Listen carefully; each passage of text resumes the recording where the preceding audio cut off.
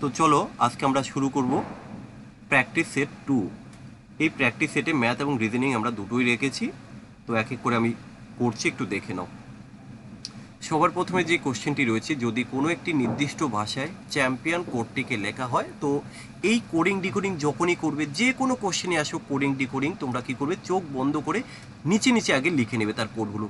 কেন লিখতে বললাম, তাহলে অনেকটাই সুবিধা হবে এবং আমরা সহজে বুঝে যাব যে এর কোডটা কী হতে পারে। তো চলো আমরা এখানে একটু লিখছি, CHAMPION।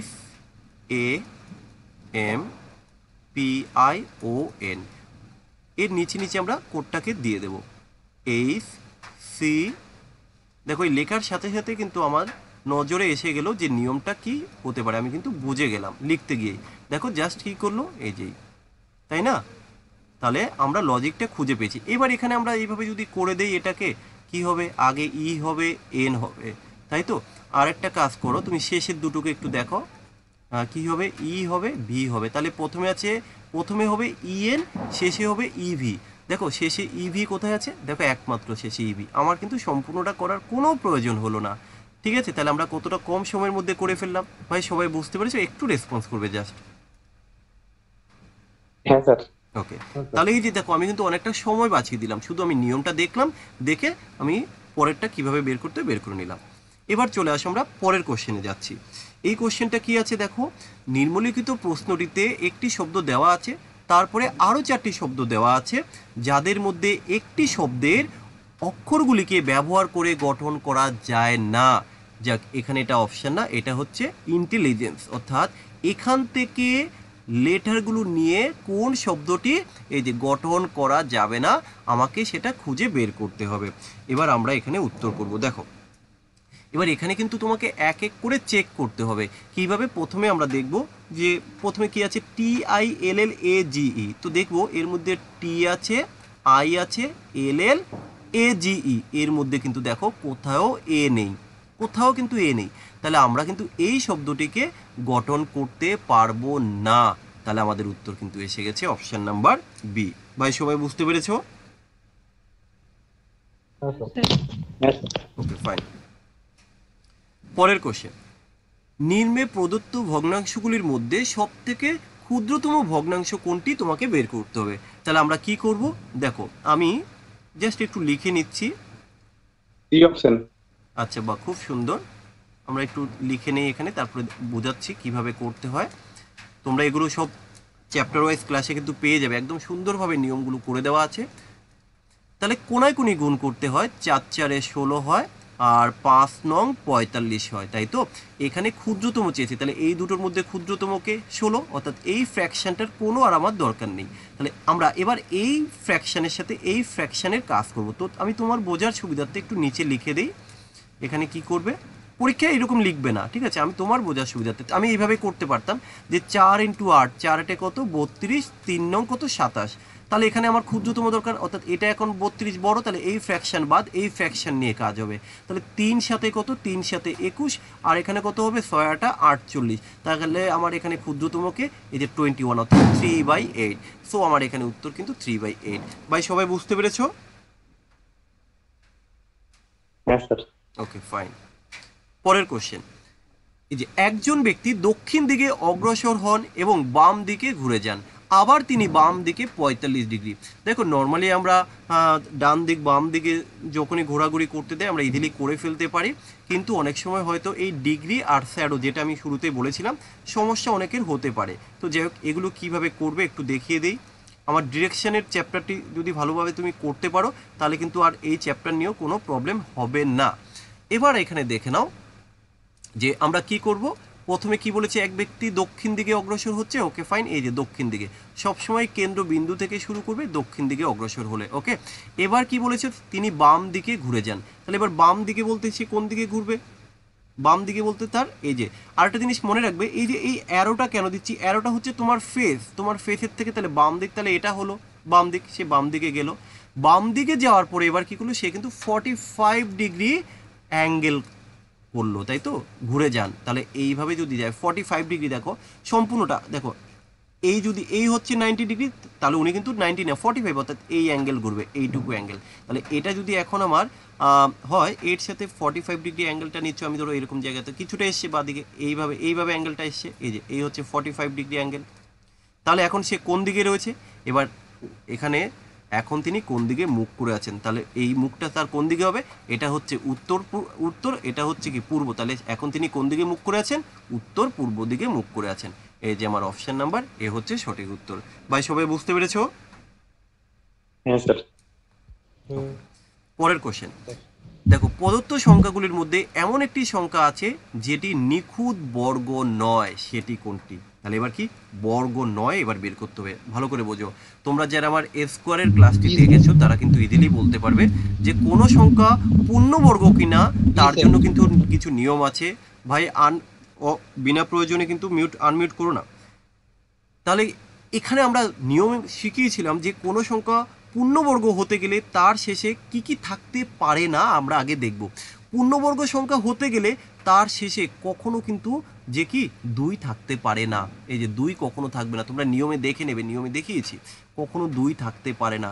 পূর্ণবর্গ সংখ্যার শেষে আর কি থাকতে পারে না, যেমন আমি একটু লিখে দিই, যেমন কখনো 2 থাকতে পারে না, কখনো 3 থাকতে পারে না, কখনো 7 থাকতে পারে না, কখনো 8 থাকতে পারে না পূর্ণবর্গ সংখ্যার শেষে, তাই তো? এবার এখানে একটা জিনিস লক্ষ্য করো, কিন্তু এখানে বলেছে কোনটি পূর্ণবর্গ নয়, পূর্ণবর্গ সংখ্যার শেষে 2 কখনো থাকতে পারে না, কিন্তু এর শেষে দেখো 2 রয়েছে, তাহলে এটাই কিন্তু পূর্ণবর্গ সংখ্যা নয়। তাহলে আমরা এখান থেকে উত্তর করব অপশন নাম্বার বি, বাকি সবগুলোই কিন্তু পূর্ণবর্গ সংখ্যা। তোমরা কি বুঝতে পেরেছো? একটু রেসপন্স করবে। হ্যাঁ স্যার। Okay fine. তোমরা কিন্তু চ্যাপ্টার ওয়াইজ ক্লাসগুলো আগে সবাই ভালো করে দেখে নাও যারা পরে জয়েন করেছো, কারণ চ্যাপ্টার ওয়াইজ প্রত্যেকটা চ্যাপ্টার খুব সুন্দরভাবে বেসিক থেকে বুঝিয়ে দেওয়া হয়েছে, সেগুলো যদি তোমরা দেখে নিতে পারো তোমাদের কোনো প্রবলেম হবে না। আর এই প্র্যাকটিস সেটগুলো তো হচ্ছে এক্সট্রা, ঠিক আছে? আমি যদি এখন তোমাদেরকে অঙ্ক ক্লাস নাও করাই, রিজনিং ক্লাস নাও করাই, তাহলেও তোমরা যা স্কোর করে ফেলবে ভাবতেই পারবে না, ঠিক আছে? চলো পরের কোশ্চেন দেখো, শ্রেণীর একটি পরীক্ষায় একজন ছাত্রকে 30% নম্বর অবশ্যই পেতে হয় উত্তীর্ণ হওয়ার জন্য, তাহলে 30% নাম্বার পেলে তুমি পাস করবে। অমিত কি করেছে, 225 নম্বর পেয়েছে কিন্তু 15 নম্বরের জন্য ফেল করেছে, তাহলে পাস করতে গেলে তাকে কত নম্বর পেতে হতো? তাহলে দেখো মিনিমাম পাস করার জন্য 30% নাম্বার পেতে হয়, কিন্তু অমিত 225 নম্বর পেয়েছে আর হচ্ছে 15 নম্বরের জন্য ফেল করেছে, তাহলে অমিত যদি আর 15 পেতো তাহলে পাস করতো, তাহলে টোটাল নাম্বারটা কত হতো অমিতের? 225 30 40 240 নাম্বার হতো। তাহলে এখান থেকে আমরা বলতে পারি যে শূন্য শূন্য কেটে দিলাম, তাহলে আমরা এখান থেকে বলতে পারি যে এখানে 3 = 24, কিন্তু আমাদের তো টোটাল বের করতে হবে। টোটাল কত? টোটাল হচ্ছে 100%। তাহলে 3 = যদি 24 হয় তাহলে কত গুণ করলাম? 8 গুণ করলাম, তাহলে 100 = কত হবে? 8 গুণ করো, তাহলে কত হবে? 8 100 800। দেখো বুঝতে পেরেছো কিনা?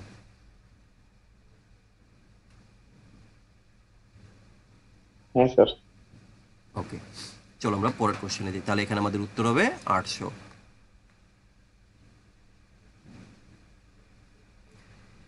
এবারের কোশ্চেন কি আছে দেখো, চরণ ও রজতের বেতনের মধ্যবর্তী অনুপাত হচ্ছে 5:4, তাহলে তাদের দুজনের বেতনের অনুপাত এখানে বলে দিয়েছে। যদি প্রত্যেকের বেতন 3000 টাকা করে বৃদ্ধি পায় তাহলে তাদের নতুন বেতনের অনুপাত হবে 6:5। তাহলে আমরা কিভাবে করব দেখো, প্রথমে তাদের যে বেতন সেই বেতন কত? 5:4। এখন 3000 টাকা করে বাড়ার পরে তাদের অনুপাত হয়েছে 6:5, এই যে এখন অনুপাত হয়েছে 6:5। তাহলে এবার ভালো করে বোঝো যে এটা হচ্ছে চরণের, পরীক্ষার সময় তো আর এই চরণ লিখতেও না, এমনিতে এই যে 5 আর 4 লিখলেই হবে, আর এটা হচ্ছে রজতের। এখন ঘটনা হচ্ছে এই যে দেখো, চরণের অনুপাত আগে ছিল 5, এখন 6 হয়েছে, অর্থাৎ 1 অনুপাত বাড়লো। এই যে রজতের আগে 4 ছিল, এখন 5 হয়েছে, 1 অনুপাত বাড়লো। কিন্তু কোশ্চেনে বলেছে 3000 টাকা বাড়লো, তাহলে আমরা তো বলতে পারি যে এই 1 অনুপাত ইকুয়াল টু হচ্ছে 3000 টাকা। কিন্তু এখানে বলা হয়েছে তাহলে চরণের প্রাথমিক অর্থাৎ আগের বেতন কত? চরণের তো আগে কত ছিল? এই যে 5 অনুপাত, তাহলে 1-এর জন্য যদি 3000 হয়, 5-এর জন্য কত হবে? 3 5 এই যে 15,000, অর্থাৎ অপশন নাম্বার বি হচ্ছে সঠিক উত্তর। ওকে,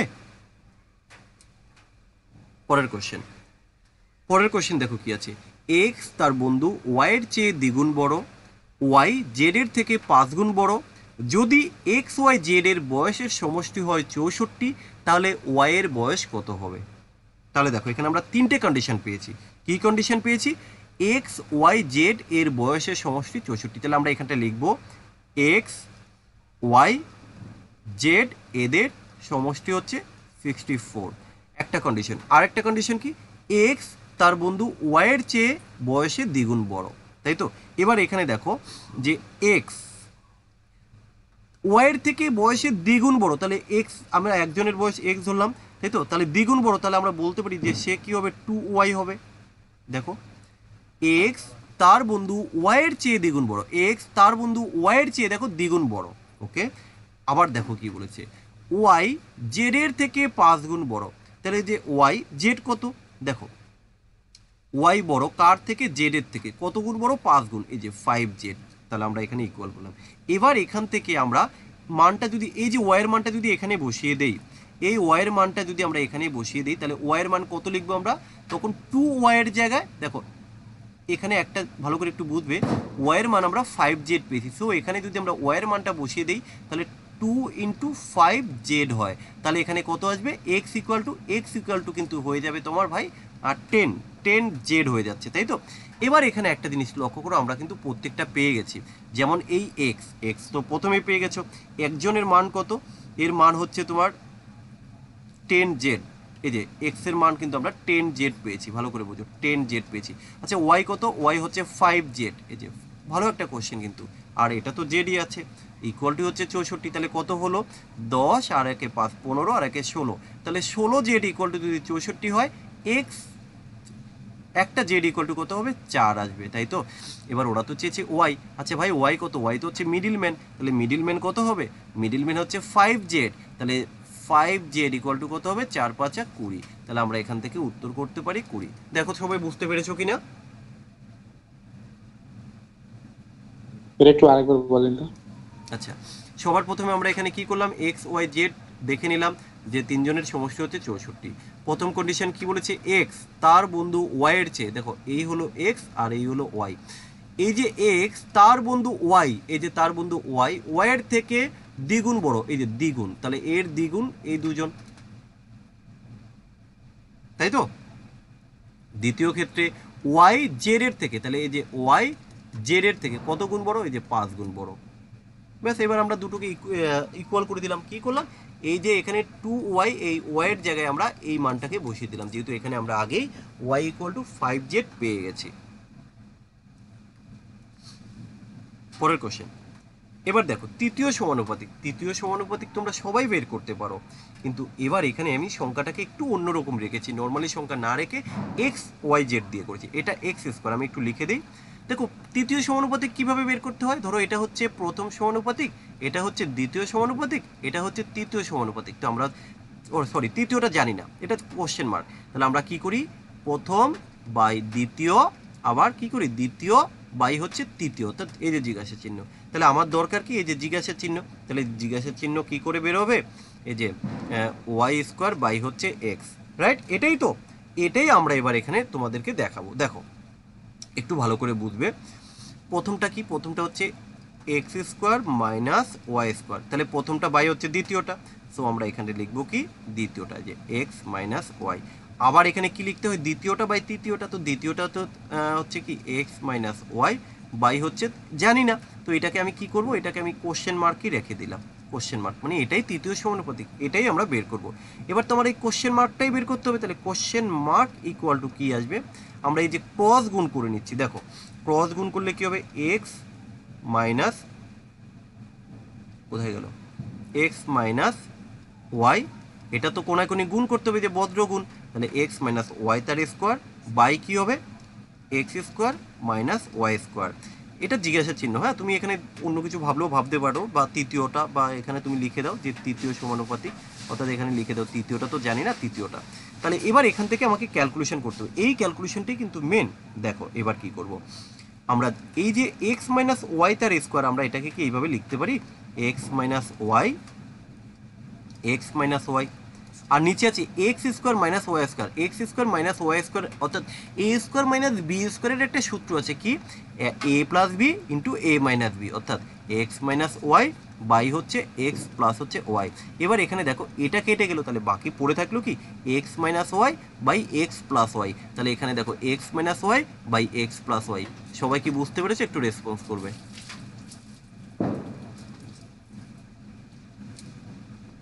এই কোশ্চেনটা খুব সুন্দর একটা কোশ্চেন ভাই, সবাই একটু রেসপন্স করো। হ্যাঁ স্যার। স্যার ঠিক। ওকে ফাইন, ঠিক আছে। পরের কোশ্চেন, সবচেয়ে ক্ষুদ্র যে সংখ্যা দিয়ে 675কে গুণ করলে একটি পূর্ণ ঘন সংখ্যা পাওয়া যাবে তা নির্ণয় করো। এখন বিষয় হচ্ছে ঘন সংখ্যা নির্ণয় করতে গেলে তোমাকে এক এক করে সব গুণ করতে হবে, কিন্তু ওই গুণ করার থেকে সব থেকে বেস্ট হয় তুমি একে যদি ফ্যাক্টরাইজেশন করো, তাহলে তুমি ইজিলি করে ফেলতে পারবে, কোনো তোমার টেনশন করতে হবে না। যেমন কি 675কে যদি আমরা ফ্যাক্টরাইজেশন করি, কিভাবে করবে তুমি এইভাবে করতে পারো, 6 5 11 11 18, আচ্ছা 3 দিয়ে যদি ভাগ করি, 3 3 25 75। চলো আবার কি, আবার 3 দিয়ে দেই, 3 সাথে 21, 3 5 15। ওকে 3 দিয়ে দিলে কত হবে, 3 25, দেখো এই যে 5, এই 5, তাই তো। এবার দেখো ঘন কখন হয়, প্রতি 3টে করে সংখ্যা মিলে একটা সংখ্যা হয়, কিউব তৈরি হয়, একটা কিউব সংখ্যা তৈরি হয় 3টে সংখ্যার জন্য। তাহলে এই 3 এই 3 এই 3, একটা 3 হবে। এই দুটো 5 আছে, তাহলে আর একটা 5-এর দরকার আছে, একটা 5 মিসিং। তাহলে আমরা এখানে যদি এই 5টা দিয়ে গুণ করে দিই, তাহলে কিন্তু আমাদের সংখ্যাটি ঘন হয়ে যাবে। তাহলে ঘনর সময় কি করবে, ফ্যাক্টরাইজেশন করবে। আর যখন বর্গ সংখ্যা বলবে তখন কি করবে, নর্মালি গুণ করবে। ঠিক আছে, কারণ আমরা শিখিয়েছিলাম যে কোনো সংখ্যা পূর্ণবর্গ সংখ্যা কিনা দেখে কিভাবে বলতে হয়, তাই না? তাহলে তোমরা পূর্ণবর্গ সংখ্যা যদি বর্গ সংখ্যা বলে গুণ করবে অপশানগুলো, আর যদি ঘন বলে তাহলে ফ্যাক্টরাইজেশন করবে। বুঝতে পেরেছো সবাই? স্যার দুইটা মিলে কি করতাম? আবার বলো। বলছিলাম যে এখানে 3টা 2 হলো তো না, 3টা 3 হলো, কিন্তু এখানে 2টা 2 হলো। দুইটা যদি 2 হয় তাহলে আরো একটা 2 দরকার হতো, তাহলে একটা 2 আর একটা 5, তাহলে এই যে 10 দিয়ে গুণ করতে হতো। ঠিক আছে স্যার। তাহলে দেখতে হবে যে মোট কথা হচ্ছে আমার তিনটে মিলে পেয়ার করতে হবে। তো এই 3টে তো পেয়ার হয়েছে, কিন্তু এখানে দেখলাম দুটো 5 আছে, তাহলে একটা 5 শর্ট। আবার তুমি যখন বললে যে স্যার যদি আরো দুটো 2 থাকতো তাহলে কি করতাম, তাহলে একটা 2ও শর্ট, তাহলে একটা 5 আর একটা 2 শর্ট, তাহলে 5 দুগুণী 10 আমাকে অ্যাড করতে হতো। ঠিক আছে, হ্যাঁ স্যার। এবার দেখো এই যে ব্লাড রিলেশন অনেকেরই কিন্তু প্রবলেম হয়, ব্লাড রিলেশন কিন্তু একটু প্র্যাকটিস করতে হবে। আর ব্লাড রিলেশন কি করতে হবে, কোনো ধরো আমি যেটা বোঝাই হয়তো তুমি বুঝতে নাও পারতে পারো, কিন্তু তুমি তোমার জায়গা থেকে তোমার রিয়েল লাইফের, হ্যাঁ তুমি এক্সাম্পল দিয়ে বুঝবে, তুমি নিজের দিয়ে ভাববে, তাহলে দেখবে ইজিলি তুমি উত্তরগুলো করতে পারছো। যেমন এই কোশ্চেনটা দেখো, মোহন মুকেশের ছেলে, তাহলে এই যে মুকেশের ছেলেকে আমরা এখানটা লিখবো, এই হচ্ছে মুকেশ, তাই তো, তার ছেলে হচ্ছে কে, মোহন। সবসময় চেষ্টা করবে যদি একটু ফ্যামিলি ট্রি বানানো যায়, তাহলে কিন্তু কোনো ভুল হবে না। এবার কি বলেছে, মুকেশ কিরণের পিতামহ। পিতামহ বলতে কি বলতো, ঠাকুর দাদা বা দাদু যেটাকে বলা হয়। তাহলে নিশ্চয়ই মোহনের ছেলে এরকম কিছু একটা হবে, যাকে আমরা পরে করছি। এবার আবার দেখো কিরণ হচ্ছে নেহার মেয়ে। আচ্ছা আমি এখানটা একটু দেখাই যে নেহা, এই নেহার মেয়ে হচ্ছে কিন্তু কিরণ। কিরণ আবার বলেছি ঋষি হলো মোহনের ছেলে। এই যে মোহনের একজন ছেলে আমরা পেলাম, কে, ঋষি। দেখো এগুলো যখন তুমি, ও আচ্ছা, যখন বুঝতে পারবে না তখন এইভাবে ডায়াগ্রাম করবে। আর কি বলেছে, যদি মোহনের নেহার সঙ্গে বিবাহ হয়, এই যে মোহন বিবাহ করেছে এই নেহাকে, তাহলে ভালো করে বোঝো, এই যে মোহন বিবাহ করেছে এই নেহাকে। আবার এদিকে নেহার কিন্তু একটি মেয়ে, কি নেহা, ও হ্যাঁ নেহার একটি মেয়ে আছে যার নাম কিরণ। তাহলে নেহার মেয়ে মানে তো মোহনেরও মেয়ে, ওরও মেয়ে, তাহলে এটা হচ্ছে কিরণ। দেখো এখানে দিলাম কিরণ। এবার ওরা কোশ্চেন করেছে, তাহলে ঋষি মুকেশের সাথে কি সম্পর্ক, তাহলে ঋষি কোথায়, এই হচ্ছে ঋষি আর এই হচ্ছে মুকেশ, তাহলে কি সম্পর্ক হবে, তার গ্র্যান্ডসন হবে। কোথা? হ্যাঁ নাতি হবে, নাতি হবে, নাতি বলতে কি, যে গ্র্যান্ডসন। ভাই তাহলে সবাই বুঝতে পেরেছো? হ্যাঁ স্যার। হ্যাঁ স্যার। তাহলে এই ব্লাড রিলেশনটা কিন্তু তোমাকে একটু প্র্যাকটিস করতে হবে। চলো পরের কোশ্চেন, এই একটা নতুন কোশ্চেন, ঠিক আছে। কারণ এরকম নতুন নতুন হয়তো কিছু কোশ্চেনের সম্মুখীন পরীক্ষার সময় হতেই হয়, তো সবসময় আমরা চেষ্টা করব যে একটু নতুন নতুন কিছু কোশ্চেনও করার। নিম্নলিখিত সংখ্যা জুটিগুলির মধ্যে কোনটি টুয়াইন মৌলিক সংখ্যা নয়? আমরা মৌলিক সংখ্যা তো জানি, টুয়াইন মৌলিক সংখ্যা, টুয়াইন বলতে আবার এরকম একটা মিনিং আমরা বলতে পারি, মানে যমজ যেটাকে বলে, টুয়াইন বলতে কি যমজ যেটাকে বলা হয়। তাহলে এবার এর ডেফিনেশনটা কি কেউ বলতে পারবে? দেখো, এই যে টুয়াইন মৌলিক সংখ্যা বলতে আমরা কি বুঝি, যাদের মধ্যে অন্তর মানে ডিফারেন্স থাকবে টু। তাহলে কি বললাম যে একটা সি হবে। উত্তর কি হবে সেটা তো আমরা পরে বলছি, আগে তুমি কি ডেফিনেশনটা জানতে যে টুয়াইন মৌলিক সংখ্যা কাকে বলা হয়, জানতে কি? ভাই যে উত্তর দিয়েছো বলো। অপশন দেখে বুঝতে পারছি স্যার ওখানে। আচ্ছা যাক, ঠিক আছে। তো ঠিক আছে, এবার একটু ডেফিনেশনও জেনে রাখো। তাহলে কি বললাম যে টুয়াইন মৌলিক সংখ্যা হচ্ছে যাদের ডেফিনেশন হচ্ছে যাদের মধ্যে ডিফারেন্স হচ্ছে টু। এবার দেখো এখানে কি যে কোনটি টুয়াইন মৌলিক সংখ্যা নয় বলেছে। তাহলে এবার আমরা এক এক করে দেখব। দেখো এই যে তুমি কি বলেছিলে অপশন? স্যার ওটা মানে মৌলিক সংখ্যা বলছিলাম। এই যে হ্যাঁ, ইয়েস, এটা হবে অপশন, এটাই হবে। কেন এখানে নয় বলেছে, কোনটি টুয়াইন মৌলিক সংখ্যা নয়? এখানে দেখো এদের ডিফারেন্স হচ্ছে টু এবং এরা কিন্তু মৌলিক সংখ্যা। এবার এখানে দেখো এদের ডিফারেন্স টু, এরাও কিন্তু মৌলিক সংখ্যা। এদের ডিফারেন্স টু, এরাও কিন্তু মৌলিক সংখ্যা। এদের ডিফারেন্স টু, এরা কিন্তু মৌলিক নয়। কেন? 169 কিন্তু মৌলিক নয়। ঠিক আছে, তাহলে এটা হবে আমাদের উত্তর। এবার অনেক সময় যাক, এখানে তো আমরা এইভাবে দিয়েছি, এরপরে অনেক সময় কোশ্চেন করতে পারতো যে কোনটা টুয়াইন মৌলিক সংখ্যা, তোমাকে এইভাবে যদি দিত তখনই কিন্তু তুমি ঘাবড়ে যেতে। ভালো করে বোঝো, ওই জন্য বললাম থিওরি জ্ঞানটাও থাকাটা জরুরি। আমি এখানে দিলাম 5, এটা দিলাম 7, হ্যাঁ এবার দিলাম 11 আর দিলাম 17। এবার দেখো সমস্যাটা কোথায়, ওই জন্য বারবার বলি ডেফিনেশনটা জানতে হবে। আচ্ছা 9 তো হয় না, আচ্ছা এখানে আমি করলাম, আচ্ছা 11 আর 13 করলাম, 11 আর 13, আর এটা আমি নন অফ দিস দিলাম। এবার যদি তোমাকে জিজ্ঞাসা করি ভাই কোনটা টুয়াইন মৌলিক সংখ্যা, কি উত্তর দেবে? এখন তুমি তো ডেফিনিশনই জানতে না, এখন তুমি তো ভাববে আচ্ছা এখানে তো এটাও মৌলিক সংখ্যা, এটাও মৌলিক সংখ্যা, ও আচ্ছা এখানে দুটো রেখেছি, যাক এটাও মৌলিক সংখ্যা, এটাও মৌলিক সংখ্যা, এটাও মৌলিক, এটাও মৌলিক, তাহলে এটাও টুয়াইন মৌলিক, এটাও টুয়াইন মৌলিক, এটা টুয়াইন মৌলিক নয়। তাহলে এবার কি কনসেপ্টটা ক্লিয়ার হলো? হ্যাঁ স্যার। আচ্ছা পরের কোশ্চেন, একজন ব্যক্তি প্রতিটি জিনিস 5 টাকা দরে 10টি জিনিস এবং প্রতিটি জিনিস 10 টাকা দরে 30টি জিনিস কিনেছে, তাহলে সমস্তর গড় মূল্য কত? অর্থাৎ বিষয়টা বলতে চাইছি এরকম, 5 টাকা দামের সে 10টি জিনিস কিনেছে, আবার 10 টাকা দামের সে 30টি জিনিস কিনেছে। তাহলে বলেছে গড়ে কত টাকা এসে দাম, তাহলে আমি কতটি জিনিস কিনলাম, এখানে কিনলাম 10টি জিনিস, এখানে কিনলাম 30টি জিনিস, তাহলে টোটাল 40টির দাম হচ্ছে এই টাকাটা, 40টির দাম। এই যে আমি একে 40 দিয়ে ভাগ করে দেবো, তাহলে কত হবে? 5 10 কে 50 আর হচ্ছে 300, তাই তো? তার মানে 350, 350কে যদি তুমি 40 দিয়ে ভাগ করো, 0 0 কাটলাম, 4 8 32, 4 8 32 আর হচ্ছে 5 7, তাহলে দেখো এটাকে ভাগ করলে 8.75 আসবে। তাহলে আমার এখানে উত্তরটা হয়ে যাবে অপশন নাম্বার এ। ক্লিয়ার? আচ্ছা পরের কোশ্চেন, এই ধরনের কোশ্চেনগুলো তোমরা অনেকেই আছো যারা ভুল করে আসো। দেখো কিভাবে করবে, দুইটি সংখ্যার বর্গের যোগফল হচ্ছে 74, তাদের গুণফল হচ্ছে 35, তাহলে তাদের যোগফল কত? এই কোশ্চেনগুলো খুব সুন্দর কোশ্চেন, একটু বুঝতে হবে তাহলে দেখবে ইজিলি করতে পারবে। এবার এখানে একটা সূত্র তোমাকে জানতে হবে, ওরা তো তোমার কাছে যোগফল চেয়েছে, তো আমি ধরে নিলাম একটি সংখ্যা x, অপর সংখ্যাটি একটা a, অপরটি b। এবার ওরা তোমার কাছে যোগফল চেয়েছে, আমি এখানে একটা সূত্রের সাহায্যে করব, কি অ্যালজেব্রার একটা সূত্র। আচ্ছা তোমরা কি এই সূত্রটা কেউ জানো বলো তো? a প্লাস বি তার হোল স্কোয়ারের সূত্র কি কেউ বলতে পারবে? হ্যাঁ দাদা জানি। a square plus B square plus 2ab।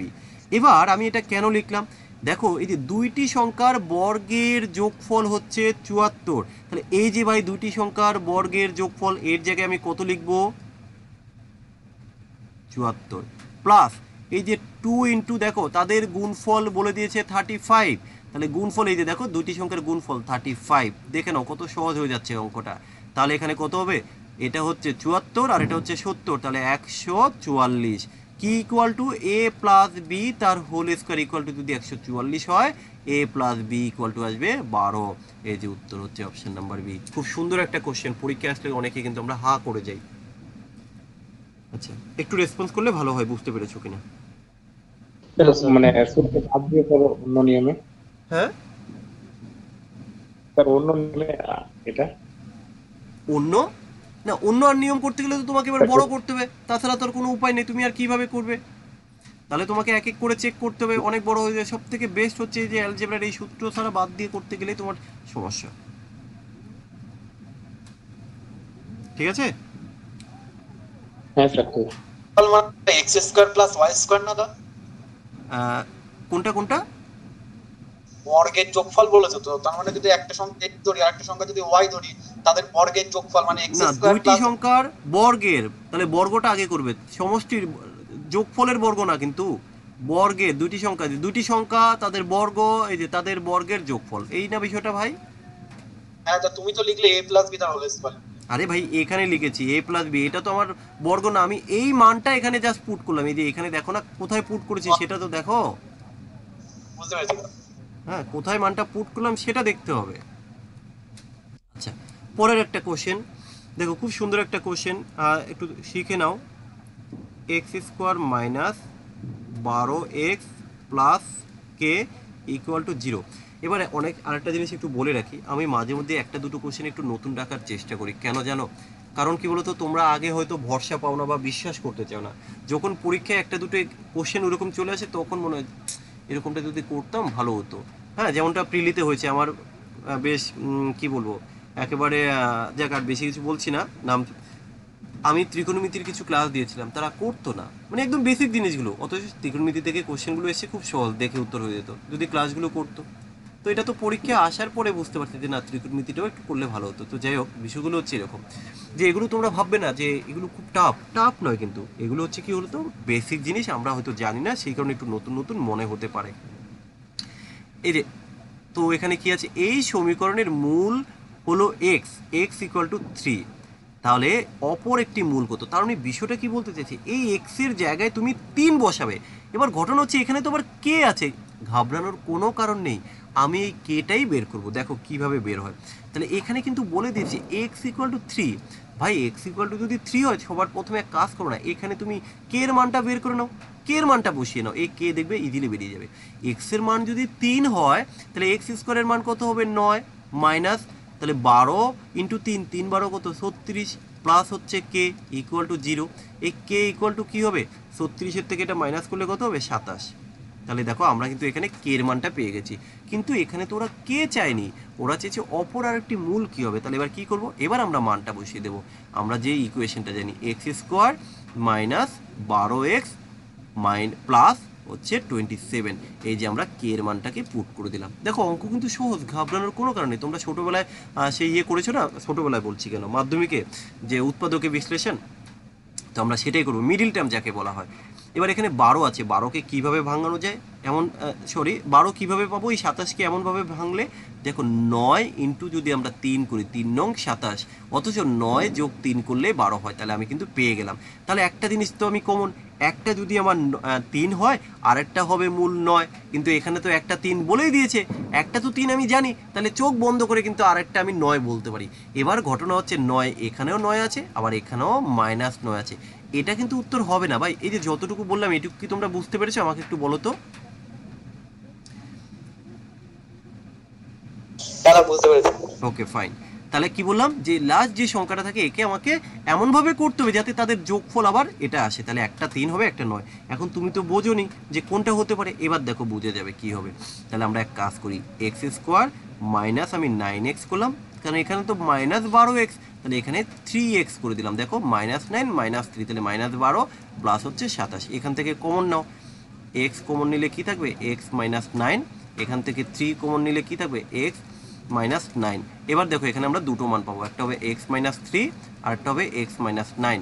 এবার কি হয়, x -3 অর্থাৎ x -3 ইকুয়াল টু যদি 0 হয়, x ইকুয়াল টু হচ্ছে 3, এ দেখো একটা 3, আবার x -9 ইকুয়াল টু যদি 0 হয়, x ইকুয়াল টু 9। তাহলে আমরা চোখ বন্ধ করে উত্তর বলবো, অপশন নাম্বার বি হচ্ছে রাইট উত্তর। ভাই, সবাই বুঝতে পেরেছো? স্যার এখানে হ্যাঁ 27 যে আছে ওখানে মানে 3x প্লাস 27 আছে ওখানে একটু বলেন। এই 27 একে তোমাকে এমনভাবে ভাঙাতে হবে যাতে সেই দুটি সংখ্যার আবার যোগফল আমরা এই 12 করতে পারি। 27কে আমরা দেখো তার 9 ইন্টু 3 স্যার করলাম।